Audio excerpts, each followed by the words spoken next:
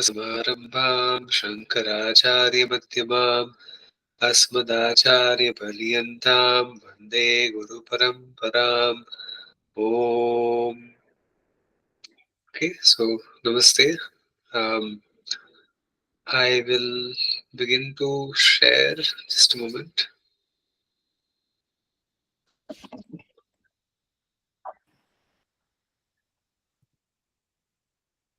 Okay, so we are very close to completing the introductory segment of the Bhagavad Gita, and soon we'll be entering into the Gita Dhyanam, and then it will proceed with the shlokas, the proper shlokas.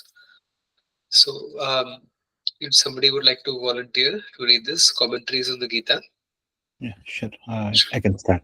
perfect.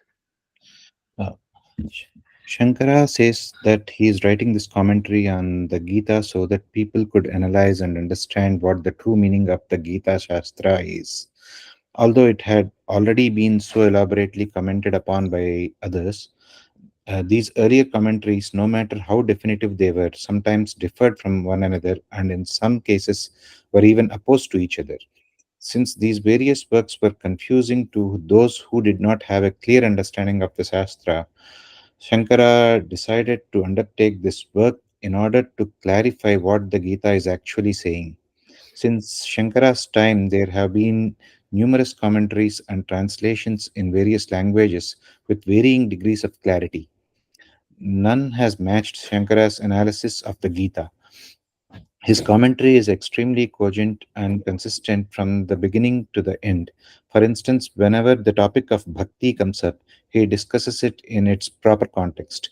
Wherever Ishvara is mentioned, even though Lord Krishna uses the first person singular, Shankara makes it very clear that what was meant was the Lord Ishvara Paramatma. I want continue the next. Uh, Yes. yeah, sure. Yeah. When the Gita is analyzed properly, the analysis must be rational. It should not go against reason. A commentary on the Gita should be in keeping with the words that are there. It should honor all the rules of grammar and syntax. What was said before and what is said later should also be taken into account. So again, Pujasamji clearly explains that Shankaracharyaji's commentary is the authoritative take on the Gita. And it is not a surprise because this is Bhagwan Shankara, it is not Mr. Shankara, just as it is Bhagwan Krishna, not Mr. Krishna. And so the whole role of Adi Shankaracharya's Avatara, the whole purpose was to reintroduce the teachings of Sanatana Dharma back to us. So, today somebody can write a commentary, but Shankaracharyaji's purpose was to bring back the teachings as they were, not his own vision or his own interpretation of it. So that is very clearly explained over here. And even after Shankaracharya, there have been many commentaries written on the Gita, and even today, till date, people continue writing it. And it's okay. We are not anyone to stop people from writing, but at the same time, one has to recognize that only the things which are consistent with the Pramana Vakya, and over here, when we talk about Shruti Vakya, Shruti as Pramana, even the authoritative bhashyas on the Shruti take up the status of Pramana. So if we say the Vedas are the Pramana, if we say the Bhagavad Gita is a Pramana, then the authoritative commentaries on the Vedas or the Gita are also Pramana. And likewise, the teacher who unfolds the authoritative commentaries in an authoritative manner are also Pramana. So Pramana is all the way. It is not just that, okay, the text, those remote texts are Pramana, but even the teacher and the words of the teacher are Pramana. And the commentaries that follow. Okay. So if you'd like to proceed. Yeah. Um, uh, the need for inquiry. Since the Gita is a book that contains only what is said in the Upanishads, this is all the more reason for any commentary on it to be reasonable. Nothing should contradict the source book. Our understanding of the Gita should definitely be in keeping with all these various factors. Only then can there be real understanding. Whether the Gita says this or that is something that must be understood.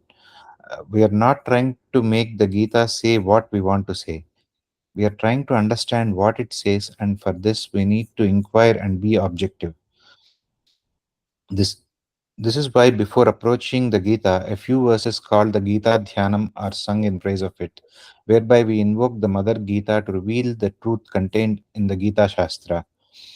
These verses are a prayer to the Gita herself, to the Gita as the mother Shruti, and to the Gita as Bhagavan the Lord. It is only after we have invoked the Gita in this way do we try to extract the exact meaning of what the Gita has to say. The Gita is like a mirror, just as the Upanishads are a mirror of words wherein we can see ourselves very clearly. If the world is not separate from me, and if Ishvara also is not separate from me, then I should be able to see this truth in the words of the Gita. The prayer is for the sake of understanding the Gita properly, which is understanding myself. In the brief discussion of the Gita Dhyana verses that follow, you will come across sentences requiring further elucidation and more clarity in order for you to enjoy their meaning completely. This clarity will come as the Gita is unfolded. Yeah, so this is a very nice sankalpa from Pujya Swamiji, and having studied this most of the Bhagavad Gita from Pujya Swamiji's teachings, I can definitely say that the clarity does follow, and it is still a stupendous contribution what Pujya Swamiji has given us, and it is so nicely explained also that when we invoke the Gita as Gita Mata, and you talk about Shruti Mata, Ved Mata, there's a certain respect involved, and you refer to the Guru also very much as you say, Guru Brahma, Guru Vishnu, Guru Deva Maheshwara. Again, that respect is what makes the teaching more assimilable, because otherwise, if we approach this subject matter the way we approach anything else, then काम नहीं चलेगा. It won't give its fruit. See, every fruit is essentially the product of a seed. First it has to become a tree, and then it has to give fruit. But then the seed is not going to grow if there's not a fertile environment to support the growth of that seed. So, in the same way, here the fertile environment is the antakarana, the mind that we are endowed with. And for the mind to not only grasp, but to be able to dwell upon, to be able to abide in, right? So, grasping is one thing. I would say today a lot of people can claim to understand Vedanta. Some claim, but they don't. But even out of the people who do, that abidance is a very tough thing. It's very difficult. It's something that one typically struggles with a lot, especially as one finds that their understanding is growing clearer and clearer and clearer, but that staying power when it comes to the teaching, that abidance in the teaching, is lacking. I know that this is something I also personally struggle with a lot. Again, going back to the point, not a teacher, but for this very, there are moments in life when you will be shaken about a little bit here and there, and that's because the teaching is not firmly ingrained. And how does it get ingrained? When we give it the due respect that it deserves, and when we make it a priority in our life. So we'll talk a little bit more about priority, which is often there's a question about, like, how does one turn this teaching into a priority. Long time back, in 2014 or so, 15 perhaps, I was Swami Swatma Vedanta ji had started teaching. She was a sannyasi back then. I believe she took sannyasa in 2013, and then prior to that she was known by her Purvashrama name. And anyway, so that's a different story. So as she was teaching, one of the earlier talks that she gave was about mumukshutvam, and about how this desire for moksha is really something that one can understand. Like, what does it mean to be mumukshu? And then to understand what a mumukshu is, one needs to understand there is something called the moksha purushata. To understand the moksha purushata, one needs to understand that there are four purushatas. And what really what is a good way to understand the purushata? Commonly, we say it is a pursuit, but then there are many pursuits we have in life. Okay, these four are just bucketed. But within each of these, there could be countless other micro pursuits in Artha, you'll have like countless pursuits. In Kama, you'll have countless pursuits, so on and so forth. But then, how do you shortlist the ones that truly matter to you? In other words, what is a priority? And the way to list out a priority or to create a priority for oneself is by understanding that a priority is a need behind a need. So we have a lot of needs in life, but what is the underlying need that that sits behind the need that we have? Suppose a person says that, okay, I need to have friends. Ask the second order question. Why do you need to have friends? You'll find that, okay, the reason I need to have friends is because I feel lonely. Okay, then that loneliness is sort of the need that is driving one to pursue the need for friendship. So that way, whenever one, there's some background sound. Okay, so whenever one is pursuing something, you take a list of 100 things that really matter in life. But then when you question what the need is behind each of those things, then those 100 things will soon become like 15 or 20, if that makes sense. And they become 15 or 20 because the underlying thesis behind those 100 different items are all sort of having a many is to one relationship. Does that make sense? Sort of? That there could be a priority that is tied to multiple needs. But then that gives one pause, because then you begin to shortlist these items. Today, if you work in a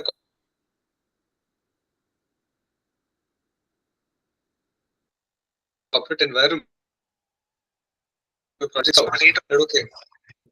These are things of highest priority, and then you go down the list.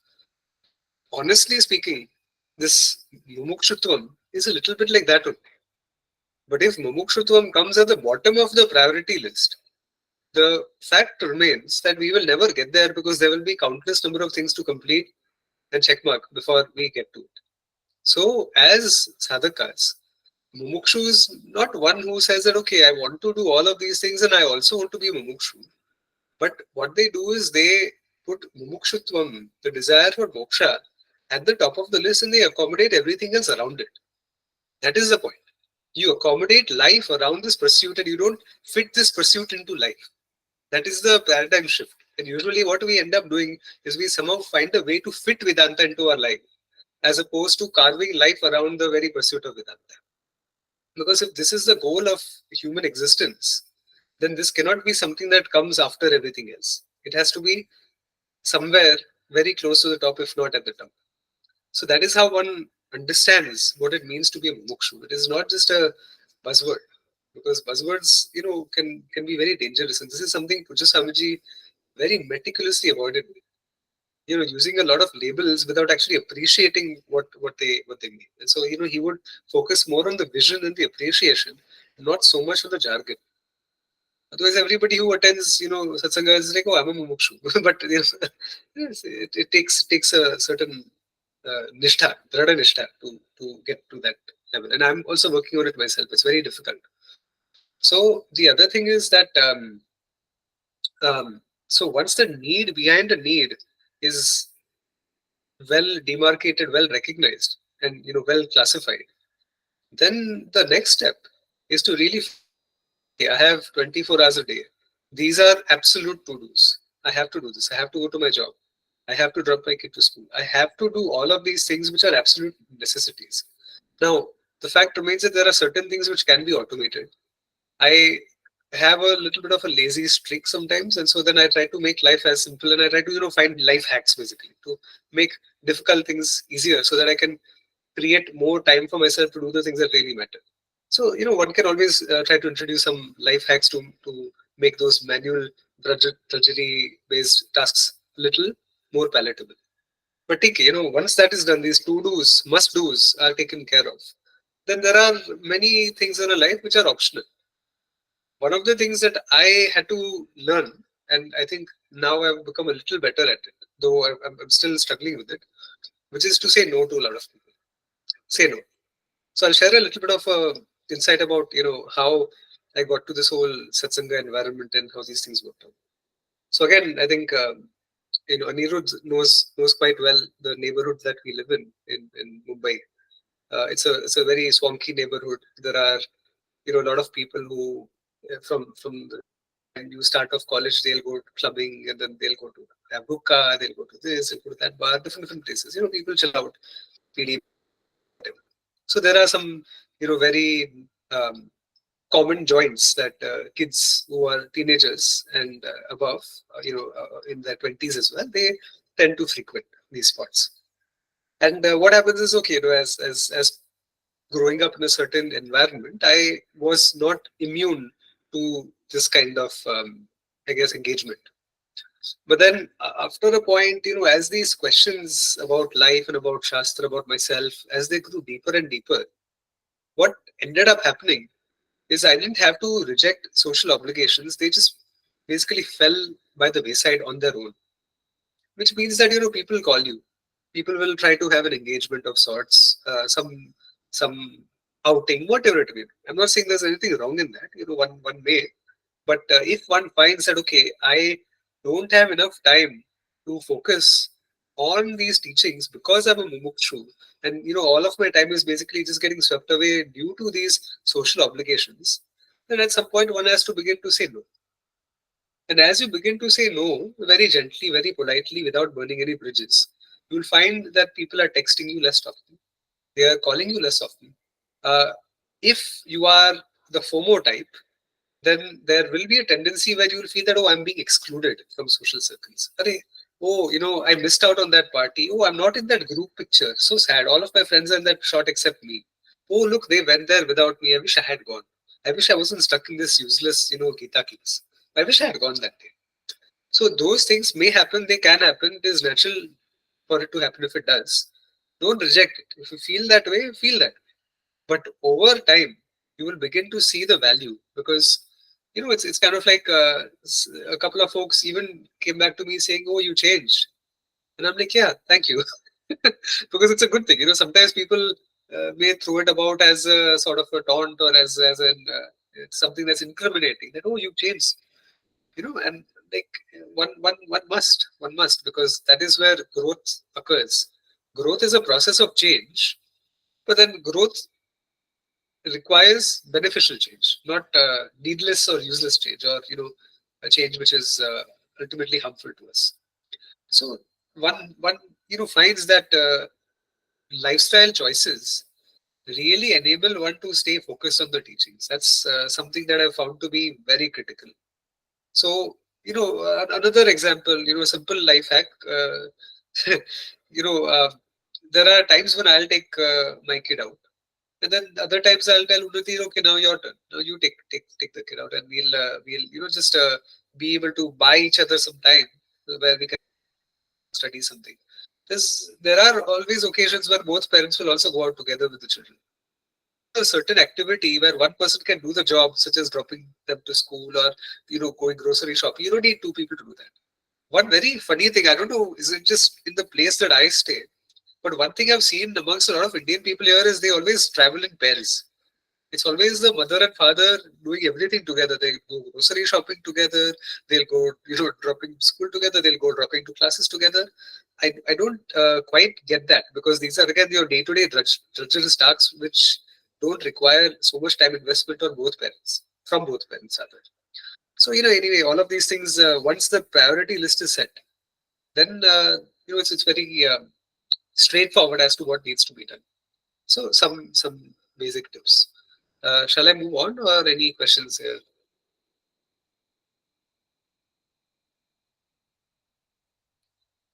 Okay. Um, Very interestingly, Nikita had some question about Advaita, and it is very nicely couched in this statement over here. So, Nikita, what is your overarching question, and we can get deeper into it. Hari Om, I just wanted to understand what is non-duality. Any other context? Because we've touched upon it several times in Tattva and other places. So, is there anything specific that you are confused about, or just what is non-duality? Well, how How am I supposed to understand it in relation to myself or to existence or as it relates to Ishvara? What So am I supposed to grasp from it? nothing, nothing. You're not supposed to grasp anything from it. It is the vision that one has to stay in 24/7. It's not something to grasp. It is the seeing. It is the being itself. I'll elaborate upon that because what I said is very abstract, but it is deliberately abstract. See, suppose I say I have to grasp something. I have to grasp an object. I grasp my phone. If I have to grasp something, I grasp a thought. There's a certain thought I have. You grasp it. How can you grasp yourself? You have to only abide in yourself. To recognize oneself as the whole is the entire vision of all the Shastras, ultimately. Now, when I say this, it's a very fanciful statement, perhaps, because not every single, but that is the Tatparya. See, like, how shall you put it? A king has many splendid gems, that's adorning his person. He may have gems embedded in his, fabric that he's wearing. It may be embedded, his shoulder pads, whatever, different things. It may be there in his cloak. But the piece of jewelry that matters the most is the crest jewel, right, in the crown. That is the chudamani. That is the most important jewel, typically. The crown jewel, they call it. No, the crown and the scepter. Those two things matter the most. Everything else is sticky. You can change it every day, but these two things are a constant. Every single day, you'll have the scepter and you'll have the crown, even if all the other jewels undergo some changes. When it comes to Vedanta, you have lots of different flavors of teachings. Something to, if you want to have kids also, there's something for that. If you want to have wealth also, there's something for that. But what all of these teachings are supporting and the ultimate goal of human life are not these secondary purusharthas, honestly, including dharma, which is, of course, required for one to attain a certain level of transformation for Vedanta to work. So, dharma is not to be dismissed. But I'm saying dharma is also a stepping stone ultimately to move to, Brahma Jnana Nishtha. So, this teaching of Advaita is the goal of the Shastras, essentially. That is also something that, Bhashyakara, Adi Shankaracharya, and of course, prior to him, Ved Vyasa, who wrote the Brahma Sutras, 555 sutras, which give a complete unfolding of Vedanta. And the most celebrated Bhashya of all is the Brahma Sutra Bhashya that Adi Shankaracharya wrote, elaborately commenting upon the teaching of Vedanta and logically analyzing it bit by bit by bit. And the Brahma Sutras themselves make very clear that the goal of all the Vedas is to actually present Brahma Vidya to it. Brahma Vidya is the goal of the Vedas. What is Brahma Vidya? What is Brahman? Because Vidya is knowledge. So what is the knowledge of Brahman? Knowledge of Brahman is the same as the knowledge of the self. The self that I am. The self that I'm meant to abide as. And the self that I am is one without a second. That is where the word Advaita comes in. Advaita means one without a second. Suppose you say that I am only one. Okay, only one. Moon. There's one sun. There's one planet Earth. But then there are many other bodies in space and time that are filling this cosmos. So it's not sufficient to say there is one. The way to put it is one without a second, or it is not two. Because if you say one, then you think automatically in terms of species. But okay, suppose you say there is only one thing like space. Agreed? Space is unique. There's no second thing like space. Then if I say one phone, then there could be a second phone, a third phone, fourth phone, and so on. So in the phone category, this species of phone, I'm using the word species not in the biological sense, but in the philosophical sense, which is like, jati. So you have something called jati, you have something called guna, you have something called kriya, you have, all of these different parameters through which one defines existence. So you have a noun. Noun defines something. You have a verb which defines a certain movement, a certain transformation. Then you have an adjective which defines a certain quality. And then you have relationships like sambandha. That is another very important way to look at it, because there's a relational word also that connects multiple nouns together. That's a relationship. Now, when you talk about a phone, I can say this phone is owned by me. There's a relationship I've created. I've contextualized the phone as, through this ownership. But the phone is ringing, right? So I've given it some sort of context about like related to verbs and such. It is black. Now I've given it an adjective. Then there are certain qualities associated with it. All are adjectives, but there is something called a phone. But then there are many phones. And then when you talk about space, you say that okay, space is unique. There are not many spaces. There's only one space. If a person thinks that there are many spaces, then there's an extra space here in the head. Because space is one, and the walls around us that we've enacted don't divide up space. You can't divide up space. You can only build walls, but you can't divide space because space is one. But then along with space, you have other things also. You have matter, you have time, you have so many other things along with space. That means space, you cannot use the word Advaita with relationship to space. But when it comes to the Atma, it is one without a second. Because there is nothing other than the Atma. It is not two, it is not one, but it is only. The word only is a good word to use. Because there is nothing other than the Atma. And that is Advaita. That is what you call non-duality, though I don't like using the word non-duality too much because it's a jargon. You say non-duality, again you have to define it. And once you define it, it becomes something other than you. Does that make sense? Whatever I define, I am the one who's defining it. If I define it, it is something that I have objectified. If I have objectified it, it cannot be who I am because I am the subject and I have turned something into an object and I have given it a certain jargon. So words such as, if somebody uses the word non-duality, this and that, not a very good way to appreciate oneself.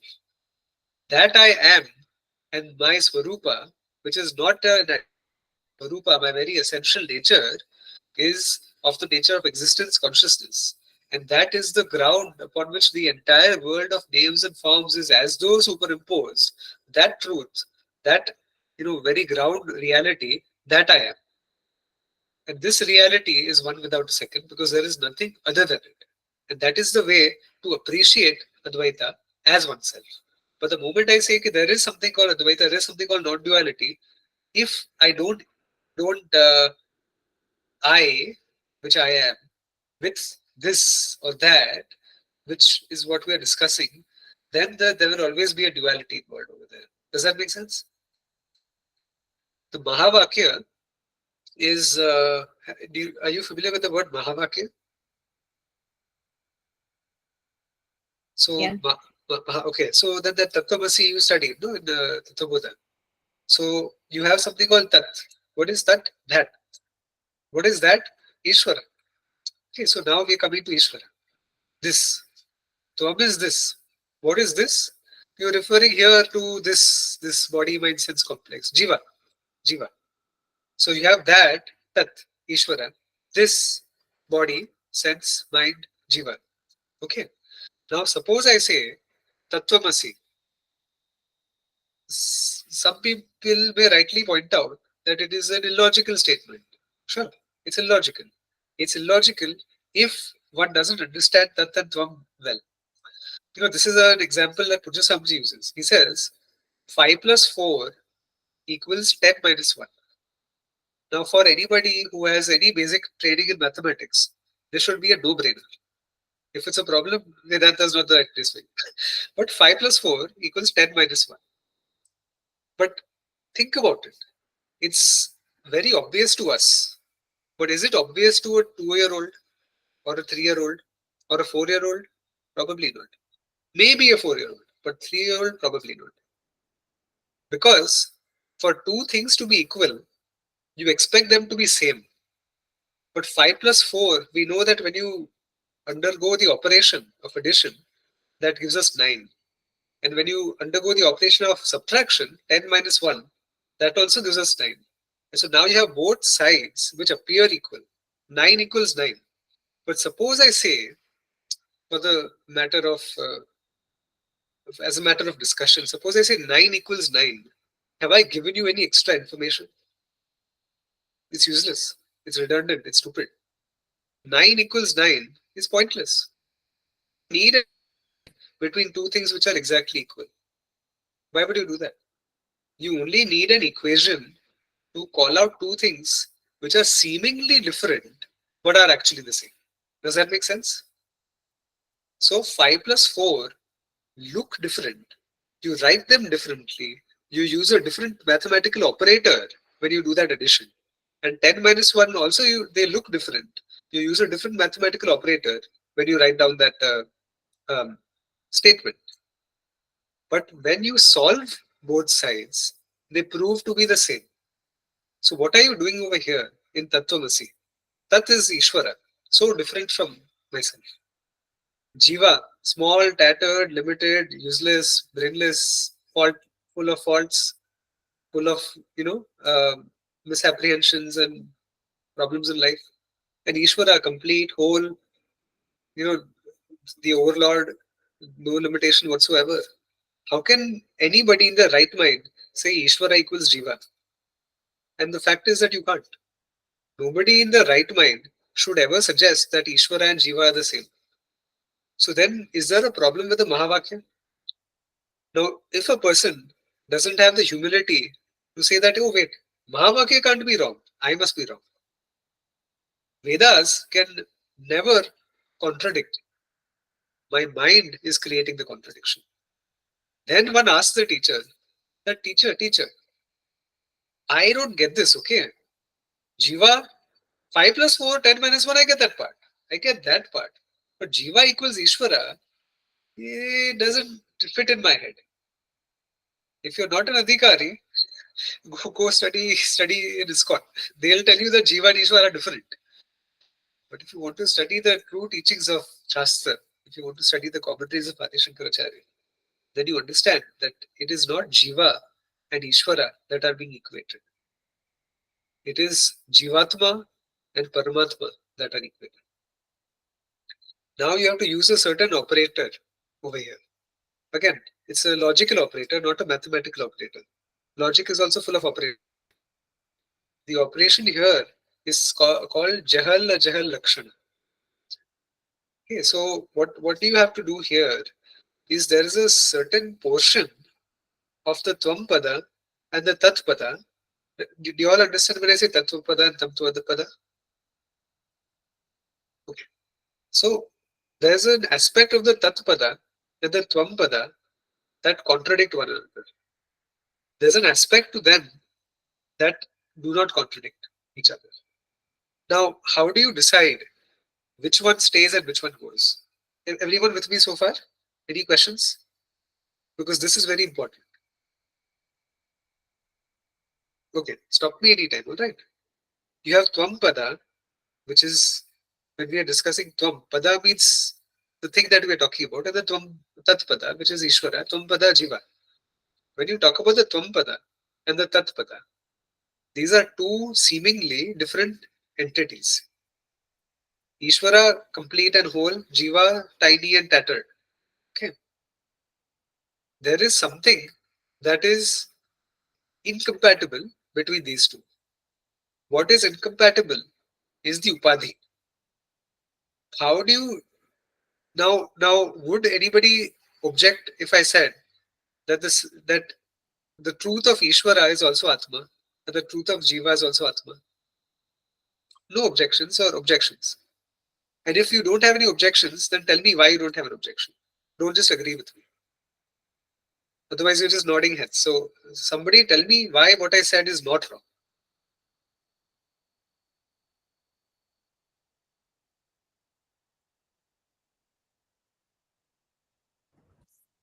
Don't know enough to contradict or agree. Achha. So let's say, suppose I am there in all, I am awake right now as the person. Let's not use any jargon. Let's not say Atma, let's not say Jiva, nothing. I am there. I am awake. I am also there when I'm dreaming. I experience the waking world. I experience the dream world.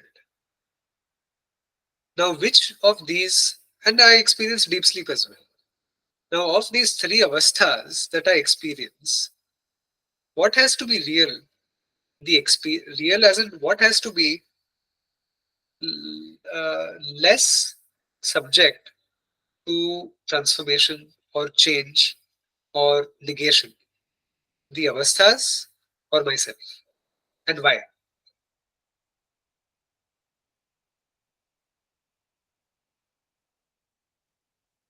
Myself would be uh, less, rather, the avasthas change. We are kind of looking at the changing avasthas as I mean, our existence is the constant among the three avasthas. Correct. Correct. Because you are conscious of the three avasthas. You are there, you are present. And the avasthas keep changing. But you are there. Therefore, you cannot be the avastha, but you have to be the one that is witnessing the avastha. So therefore, you can discard the avastha as extrinsic to oneself, not as myself. Same way, anything which is extrinsic to oneself is the upadhi, and that which stays is the self. So as one performs this analysis, this is some Prakarana Granthas also. So as one performs this analysis, one finds that through all of these states, I am unchanging, I am constant, and everything else that I experience undergoes change. So therefore, now when we analyze the Tvampada, you talk about the body, right? The body, is the body myself, or am I the witness to the body? Then one is forced to concede that the body cannot be I. The same thing you do with regards to the mind. And I'm not getting into the deep analysis at this point. I'm just giving an overview because there's so much more to talk about. But when you start sort of slicing away the upadhis from the Tvampada and you take away the upadhis from the Tatpada also, what remains is the same. And that which remains is the Atma. And one finds that the truth of the Jiva is the same as the truth of Ishvara, which is that one, let's use the buzzword non-dual self, or let's just say the Atma, the self. Because when you use the word non-dual, again it objectifies it. But when I say Atma or when I say the self as myself, then what is happening here is that I am taking myself to be the truth of it all. And that is what you call Sarvatma Buddhi. Yes. So it's kind of easy to comprehend things that are extrinsic to us. Just like Anandji said, right? The situations around us are changing and we are staying constant. How can we do the same thing with the Ishvara? That's an excellent question. Excellent question. So the So, Upadhi, that would be critical to answering the question that the essence is the self. It remains the same for both Ishvara and for the meaning the Tatpada and the Tvampada. Right? yes. And So that's a great question. So what happens when we get old? After that, what happens? the body withers away. It's gone. Body's gone. I carries on. That's grammatically incorrect, but I carries on. The I carries on. In the same way, what happens prior to an infant being conceived in the womb? What happens? There's a certain body as though inhabited by myself, as though inhabited.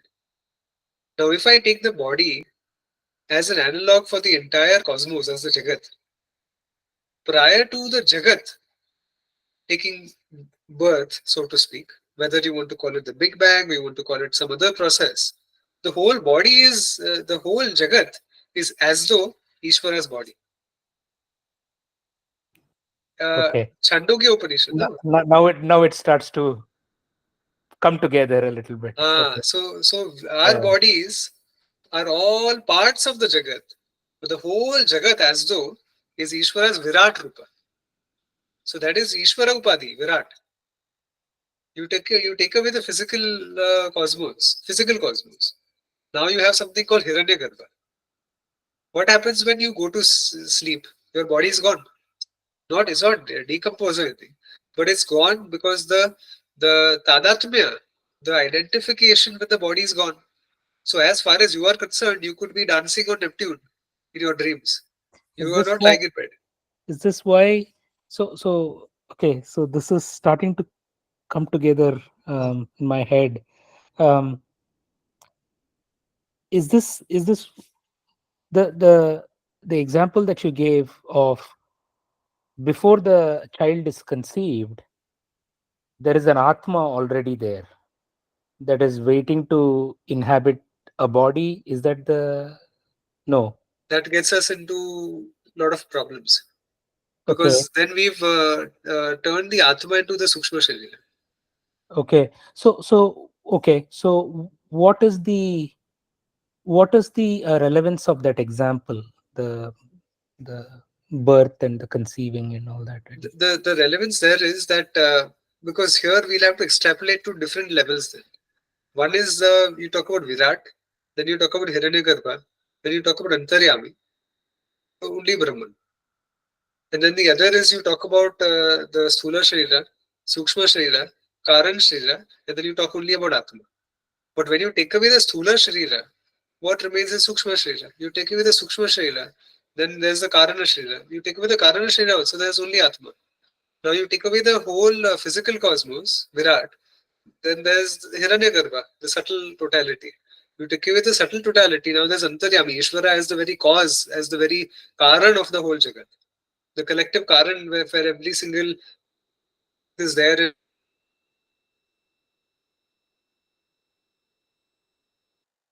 in manifestation. Because when you take away the upadhis, even in one's understanding, one finds that there is none other than oneself, one without a second. That is this, as we talk about non-duality, Advaita, that is it. One without a second. There is no other. And whether one wants to call it Atma or one wants to call it Brahman, that is what the Mahavakya is all about.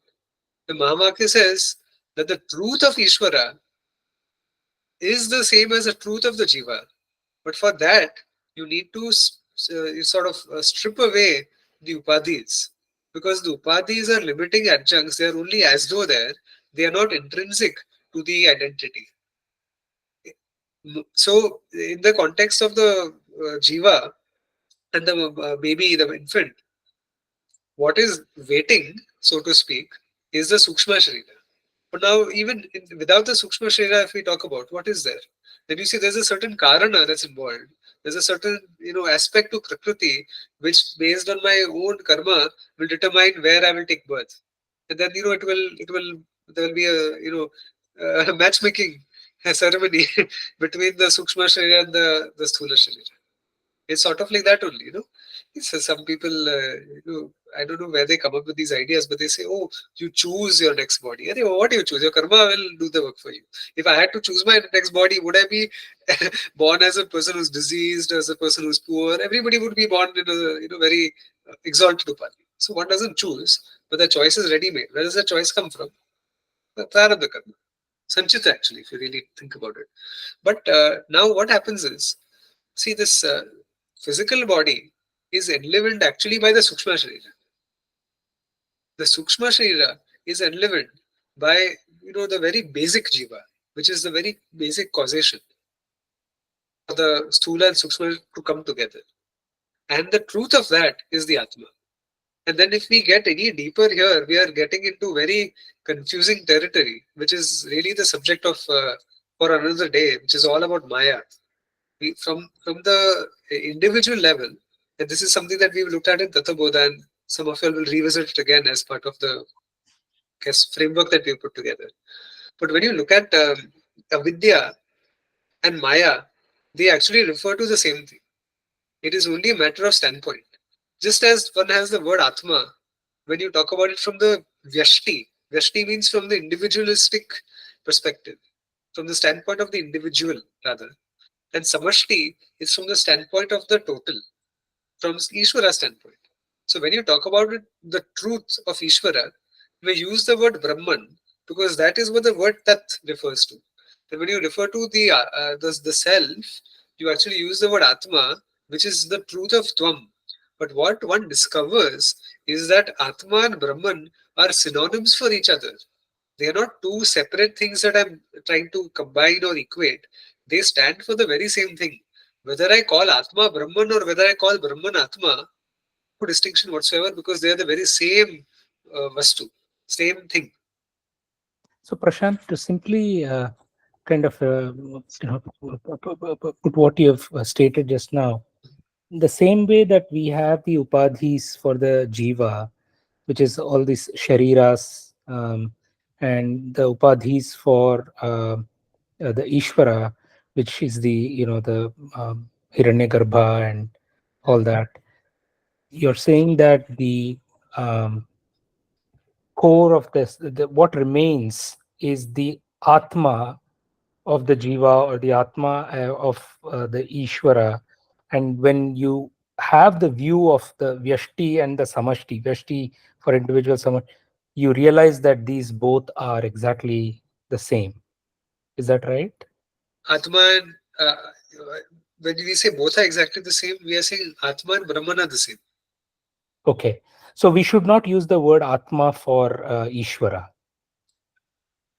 Atma is the truth of Ishvara, just as Atma is the truth of Jiva. Okay.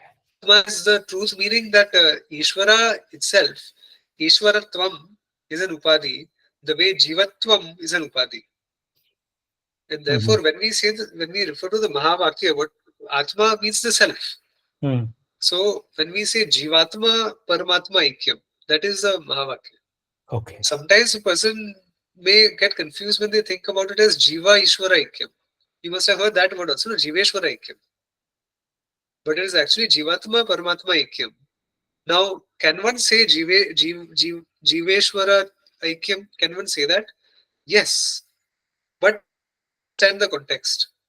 And then if one says Jiva equals Ishvara, suppose, then that Jahal Ajahal Lakshana operation needs to be performed. Logical operation. Which is that you take away the incompatibilities and you leave behind the Swarupa. The Swarupa of the Jiva is the same as the Swarupa of Ishvara. And that Swarupa is what you refer to by the word Atma or Brahman. In the day-to-day Vyavahara, everything seems dual for us. Yes. Right? We are interacting. You and I are different, and my children and somebody else's children are different, and so on. Is the goal here to transcend that and see the Aikyam in everything? Is that Yes. In fact, I was writing down a contemplation the other day. I'm good, and I have it open, so I'm going to read it out because it's exactly what you say.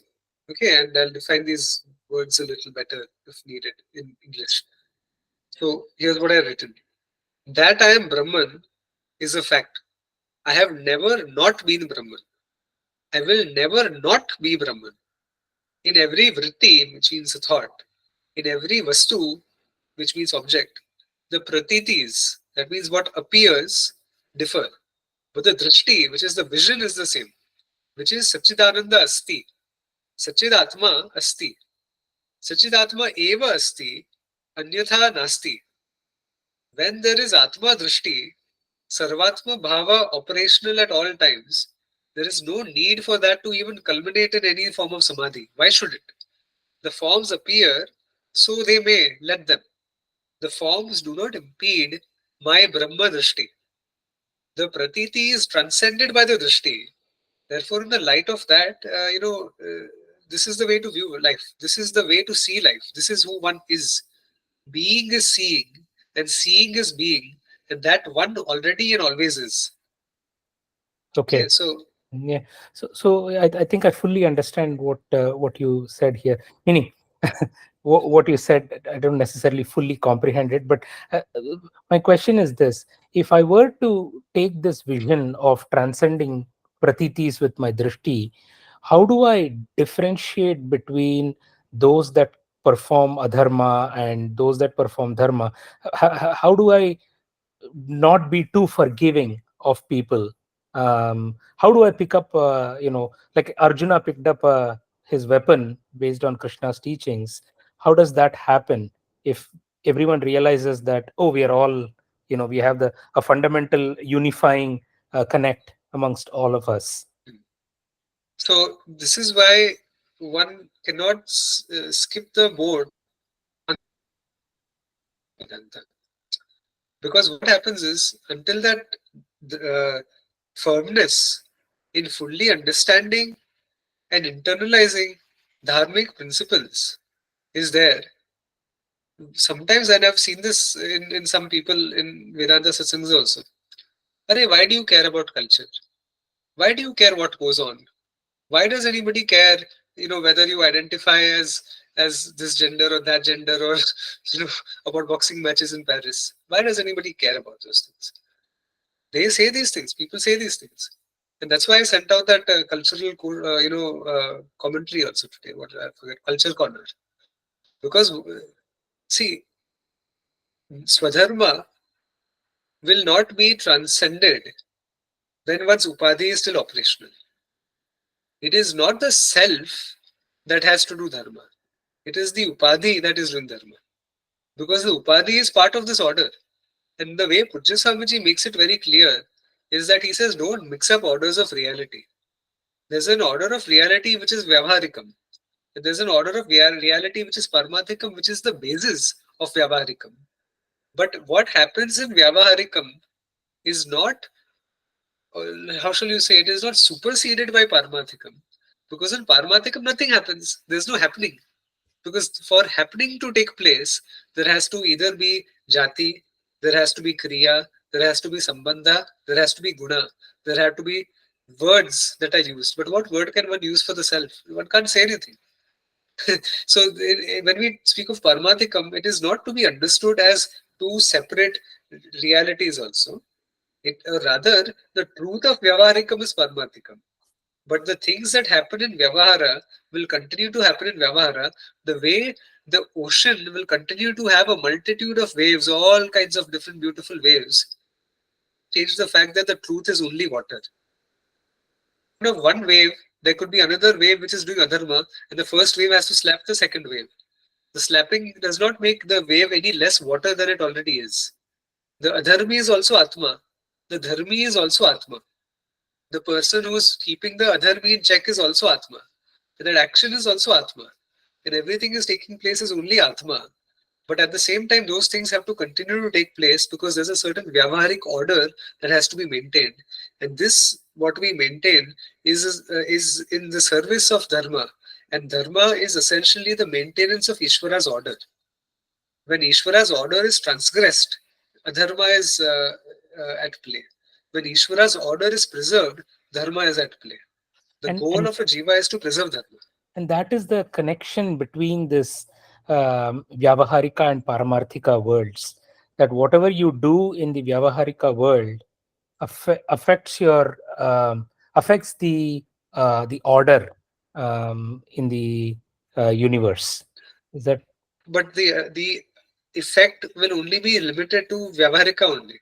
Nothing happens in Paramathika. Paramathika has absolutely... Paramathika means Atma. Paramathika is another word one just says when one uses for Atma. So when I see. So when one accrues bad karma because of adharmic actions, then the effect is seen in the karana sharira and the sukshma sharira and all that. It remains at the Vyavahara level. Vyavahara only. Because is those almost, are all still upadhis. All upadhis. It is almost like saying that what goes on in the reflection of the mirror does not impact the surface of the mirror. You could have a whole war play out inside the reflection of the mirror, the virtual image. You could have heat and you could have cold and you could have fire and you could have ice. But the surface of the mirror will not be changed by the images which are inside the mirror. The surface of the mirror is like the Atma which is supporting, which is the truth of the images inside the mirror. But the images are a virtual reality of sorts, they are as though that. Or another thing such as, you could have many waves, and one could be a big wave and one could be a small wave.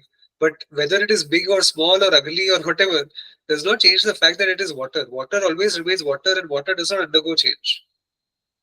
Or another example is the dream. The dreamer is not transformed by the dream. If you murder somebody in your dream, you're not going to accrue pap karma and go to jail when you wake up. Because what happens in the dream stays in dream. It's a bit like Las Vegas. What happens there stays there. What happens in Paramathika, Vyavaharika, does not impact Paramathika. Because Paramathika is Atma. The whole Vyavaharika is supported by Atma because its basis is Atma only. Atma is existence. And Vyavaharika exists. Jiva exists. Ishvara exists. Atma is. That's the difference. The word is what is referred to as the Atma. Or Atma is referred to by the word is. Isness. It is the very truth of being. It is the very being itself. You say something is. You say ball is. But this is only temporarily, definition that you give to it. You call it a ball because it has certain features which you use, or which you rather identify with a ball with. But when you refer to isness, if suppose I break this ball, I smash it with a hammer, then those pieces are. The piece is. I break the piece and I grind it into dust. Dust is. I heat that dust and I turn it into smoke. Smoke is. I sequester that smoke and I trap it somewhere. That whatever that material is. It is. That is Atma and everything else is Upadhi. Why? Because this ball is now something else. But what did not change is the word is. That is the self. That is non-dual. That is the Atma. That is Brahman. And that is the truth of Ishvara and Jiva. So just one last thing. I'm sorry for hijacking It doesn't have to be last. It can Nikita's continue. question here. No, it's a good question. That's why I told her ask it. I only asked it for her. So when one realizes everything that you've stated right now about the concept of Atma and the Upadhis and the Brahman and its Upadhis and all that, and that all our actions are at the Vyavaharika level plane, and it does affect your karmic debts and all that stuff. What next? What the purpose of Vedanta here then is to understand that highest truth. Is that the only goal of Vedanta? What in everything that we just spoken about in the last 15-20 minutes, what is the change? What is the impact? What is the knowledge that Vedanta brings in addition to what you have stated? The drishti becomes lasting. Okay. It doesn't wither away. It does not get pigeonholed as one concept in my mind. That it's a transformation of vision, where in spite of the different appearances that I see in the world, I recognize that there is nothing other than the self alone, and I am the self of all. I am the self of all that there is. I am not the self of Prashant. I'm the self of all, including this Jagat, including you, including Ishvara. Is it correct to then ask what is the use of that long-lasting drishti? What is the purpose of that? It is the goal of human life because you are free. First of all, the teleology. This is totally anti Richard Dawkins, whatever I'm saying. It's anti new atheistic, garbled up nonsense that these cosmologists these days are spouting, cosmologists and evolutionary biologists. Life has a purpose. See, when you think about it in terms of evolution doesn't have a purpose. Evolution is just essentially the factors which make one the fittest to survive in a given environment, to thrive, to reproduce, to spawn, the next generation and continue one's lineage and pass on the DNA. That is evolution. And it happens haphazardly. I'm not saying evolution is incorrect. I'm saying that it is inbuilt into a grander teleology. And the teleology, everyone gets teleology, it's like a goal. It's like a goal-oriented evolution of life. The goal of life is to have this vision. I am born to know the nature of myself, to know the truth of myself. My goal is not to go and have an ice cream. My goal is to recognize who I am. And when that goal is met, one's whole vision is transformed because now there is a friend is no longer a friend and an enemy is no longer an enemy. And the father is no longer the father, and the guru is no longer the guru, because there is but the self. And yet, at the level of vyavahara, the engagements and the relationships will continue. The student who is a jnani will still bow down to the guru, knowing that there is no difference. But that bowing down will take place because upadhi, because the guru bhava, automatically the back will bend. The spinal cord will undergo certain, angular variations when the guru is showing up. One's hands will automatically join. Why? Bhava. Where does it bhava come from? Cultivated bhava. Cultivated guru bhakti. Cultivated vinamrata. Cultivated vinayam. Cultivated culture, where one's respect towards the guru stays even though one is now a jnani. Even as a jivan mukta, one will bow down to the guru. Vyavahara will remain vyavahara. Yes, the non-essentials will drop away. The adharma will drop away. The dharma will continue, and it will continue with full force. Today, Pujya Swamiji, as a jivan mukta, he continued the dharmic quest. He continued it on until the very end of his life as the jiva. Because what is there to do? Nothing. Therefore, everything is beautiful. We all have FOMO. We FOMO to do this, we FOMO to do that. We FOMO to study this, we FOMO to study that. We FOMO to travel places. There's a word for that, no? Travelholic. Maybe there's something else.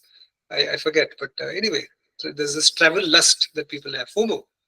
Every kind of lust is FOMO only. Wanderlust. Wanderlust. That's the word.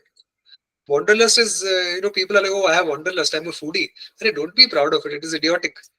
It is idiotic because here one is the whole, one is complete, one is without any limitations whatsoever. But yet you need to eat some food to feel complete, and you need to go to some place to feel complete. Completely idiotic. I'm not saying don't do that. I'm saying that it's idiotic to be proud of it. Do it because it's a limitation. But don't say that, oh, I'm so proud of the fact that I'm a foodie. Oh, yeah, I've seen this on people's biodata, by the way. I'm a total foodie. Techno. Bye-bye. I've literally rejected people on very biased grounds such as these. I'm a total foodie. I love to travel and I love to eat food. Eat and travel. Bas. I'm not your travel mate. Like, you cannot journey in this life. I'm not the jiva for you. We are incompatible jivas. We can't spend one janam together. Forget sat janams. So this kind of thinking, it's erased because one realizes that I am so complete. Every moment is filled with completeness. That is the thing to aspire for. And the goal is not mukti, the goal is the knowledge of the self. Mukti is the very byproduct of the fact that I know myself. Because, one starts off as a mumukshu, but the mumukshu evolves into a jignasu. The jignasu is actually more mature than the mumukshu because the mumukshu recognizes that I need freedom. Yes, very mature, very, very, very, very mature. But the mumukshu turns into a jignasu very quickly. And the jignasu is also mumukshu, but the jignasu is first a jignasu. And what differentiates a mumukshu from a jignasu? Mumukshu wants to be free. Jignasu knows that the only way to be free is by knowing myself. And therefore he commits completely, 100% to the study of Vedanta. No excuses. Why? Because that is who I am. What am I doing? Dragging on with life day after day, week after week, year after year, not knowing who I am. There should be a very burning FOMO to know oneself. That is mumukshu. And when that mumukshutvam is fulfilled through self-knowledge, then all of life becomes a big celebration. One does not wait for that PTO leaves. One does not wait and say, oh, TGIF, I'm going to have fun on the weekends, but over the week I'll drag myself to work. That all goes away. Oh no, it's raining outside. Oh, it's sunny outside. How nice. Oh, here are some rainbows and here is some mud. That segregation will go away. That, oh, one thing makes me happy, another thing makes me sad. One thing pleases me, something else displeases me. This person praised me, I'm happy. This person insulted me, I'm sad. All of that disappears, it drops away. Sthita Prajna. The Sthita Prajna in the Gita is one who is immune to both praise and what is it called? Criticism. So who doesn't want that? Everybody. You're free. So we should not stop at just bowing down to gurus and everything else that comes along with it. That whole culture.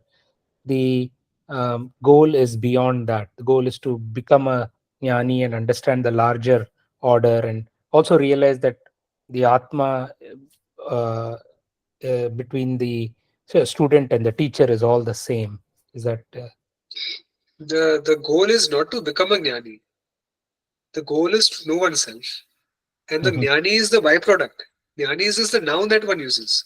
Because suppose I say that I have to become a jnani, then there is a verb becoming involved. There's a process involved. But do I need to become who I am, or am I already who I am? I am already who I am. I am already who I am. I just need to recognize it. I Okay. need to recognize my own Swarupa as the Atma. And then I need to recognize it. I, of course, need to understand. But once it is understood, and it's easier said than done. But once it is understood, then I have to abide as that. So, this topic is very important actually, because the whole goal of Vedanta is defined by this understanding. Otherwise, one will think that we are studying the Bhagavad Gita. No, you're studying the Bhagavad Gita in the service of this knowledge. You're studying Tattva Bodha in the service of this knowledge. You're studying Brahma Sutras and Upanishads only for this knowledge. And over again, this knowledge will be repeated like time and time again. Because all that it's pointing towards is this goal. This is the teleology. This is the goal of existence. Every creature is born to know oneself. As human beings, we are blessed enough to have the mental capacity to actually make it our own reality. Because that is who we are.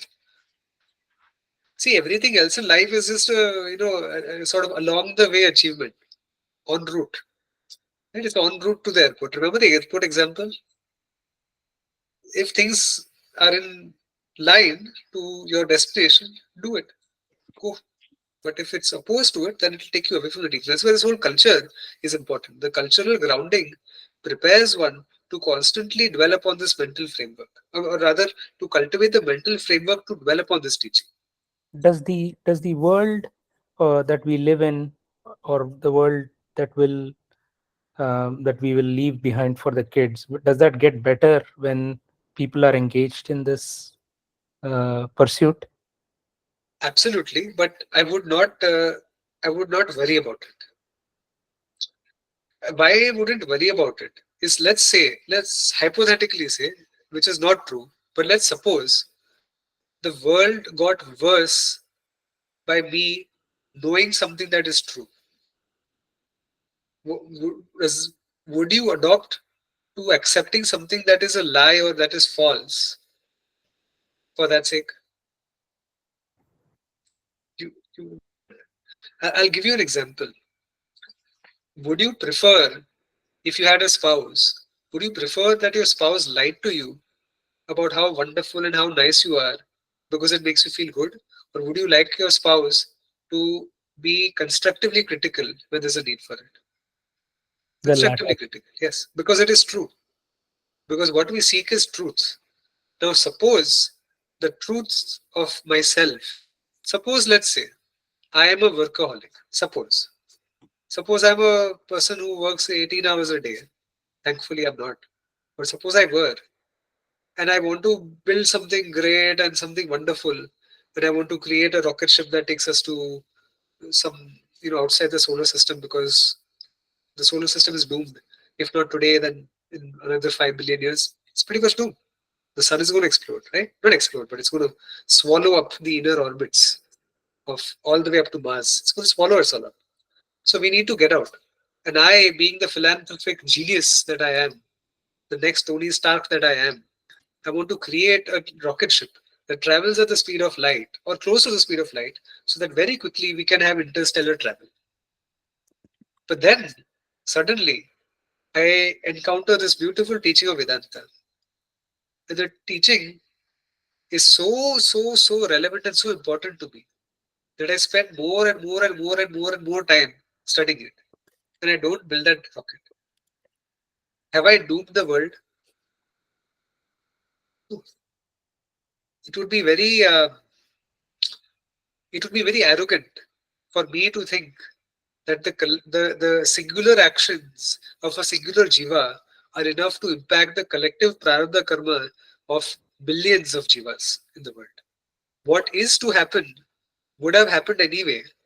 It is just that some things are moved about a little bit here and there. I guess my question, Prashantji, is with this pursuit, would the culture be preserved, because looks like there is a cultural element to kind of preserving this intent and keeping this tradition going. The culture would be enhanced even further, but I would question the basis of that question, Mhm. which is that why does it even matter? Mm.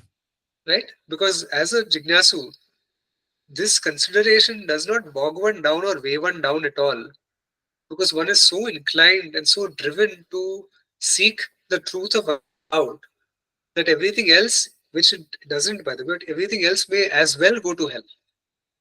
Only It's for the not going to happen. only for the preservation of the knowledge, I guess. I mean, That happens because today, when there is so much vidya that has manifested in the form of this antakarana of the jiva, it will find a way out.